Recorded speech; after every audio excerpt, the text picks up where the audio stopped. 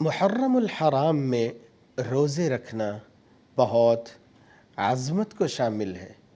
رسول اللہ صلی اللہ علیہ وآلہ وسلم نے فرمایا افضل الصیام بعد رمضان، رمضان کے بعد سب سے افضل روزے محرم کے مہینے کے، اور اسی مہینے میں عاشوراء کا روزہ، جس کے بارے میں رسول اکرم صلی اللہ علیہ وسلم نے فرمایا وصیام یوم عاشوراء احتسب علی اللہ ان یکفر السنہ التي قبلہ، یعنی عاشوراء کا روزہ گزشتہ ایک سال کے گناہوں کا کفارہ بن جاتا ہے۔ رسول اکرم صلی اللہ علیہ وآلہ وسلم نے فرمایا تھا لئن بقیت الی قابل لأصومن التاسع، صحیح مسلم میں 1134 نمبر روایت۔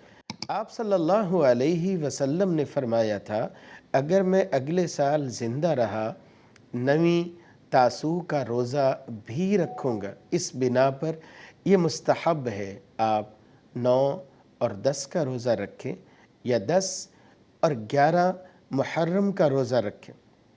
ایک سوال یہاں پہ بنتا ہے، کیا پورا مہینہ روزہ رکھنا مسنون ہے؟ پورے مہینے کے روزے وہ صرف اور صرف ماہ مبارک رمضان کے روزے ہیں۔ البتہ کثرت سے روزے رکھنا باعث اجر ہے، لیکن رمضان کی طرح پورا مہینہ لازمی سمجھ کے محرم کے روزے رکھنا یہ سنت سے ثابت نہیں۔